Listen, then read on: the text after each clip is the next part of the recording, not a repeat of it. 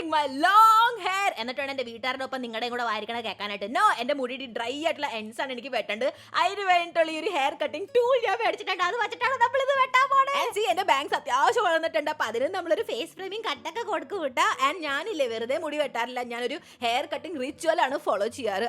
ഞാനില്ലേ മാസത്തിലൊരു നല്ല പ്രത്യേക ദിവസം കണ്ടെത്താറുണ്ട് മുടി വെട്ടാനായിട്ട്. പ്ലസ് ഞാൻ കട്ട് ചെയ്യുന്നതിന് മുമ്പ് പ്രാർത്ഥിക്കാറുണ്ട്. ആൻഡ് അതിന്റെ ഒപ്പം തന്നെ ഞാൻ കട്ട് ചെയ്തോണ്ടിരിക്കുമ്പോൾ ഒരു മന്ത്രം കൂടെ ചൊല്ലാറുണ്ട്. നിങ്ങൾക്ക് ഇതിനെക്കുറിച്ച് അറിയണമെങ്കിൽ ഞാൻ 3 മാസം മുമ്പ് മുടി വെട്ടിയിട്ടുണ്ടായിരുന്നു. അപ്പോൾ ഒരു വീഡിയോ പോസ്റ്റ് ചെയ്തിട്ടുണ്ട്, ഡീറ്റെയിൽ ആയിട്ട് അതിനകത്ത് പറഞ്ഞിട്ടുണ്ട് കേട്ടോ. ഓക്കെ, അപ്പൊ നമുക്ക് ഇനി ഈ ടൂൾ യൂസ് ചെയ്യാം. അപ്പൊ ഇതിനകത്ത് ഈ ഒരു ബബിൾ പോയിന്റ് ഉണ്ട്, അതിങ്ങനെ സെന്ററിലായിട്ട് പാർട്ടീഷൻ ചെയ്തിട്ട് അപ്പുറത്ത് ഇപ്പുറത്ത് മുടി കൊണ്ടുവന്ന് എന്റെ ഡബിൾ ചിന്നിന്റെ അടിയിൽ കൊണ്ടുവന്ന് കെട്ടി വെച്ചിട്ടുണ്ട്.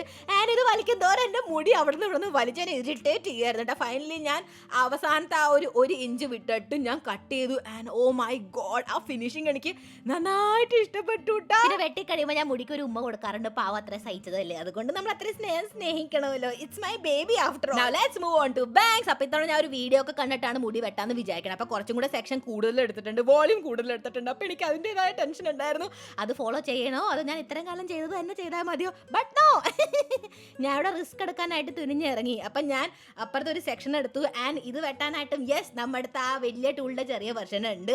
ഒരു സൈഡ് ഞാൻ അത് കണ്ടു വെട്ടി, വീഡിയോ കണ്ടു വെട്ടി. ബട്ട് അപ്പുറത്തെ സൈഡിൽ എനിക്ക് ധൈര്യം ഉണ്ടായിരുന്നില്ല.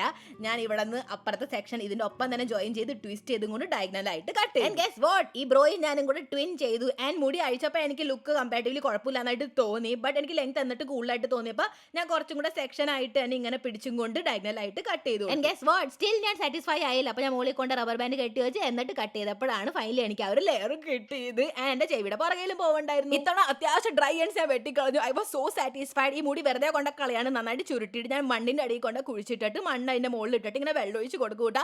ഇത് കഴിഞ്ഞിട്ട് ഞാൻ ആഫ്റ്റർ ഹെയർ കട്ടിംഗ് ആയിട്ടുള്ള ഒരു ഹെയർ കെയർ റൂട്ടീൻ ഫോളോ ചെയ്യും. So wait for part 2. അതുവരെ ലൈക്ക് ചെയ്യുക, സബ്സ്ക്രൈബ് ചെയ്യുക.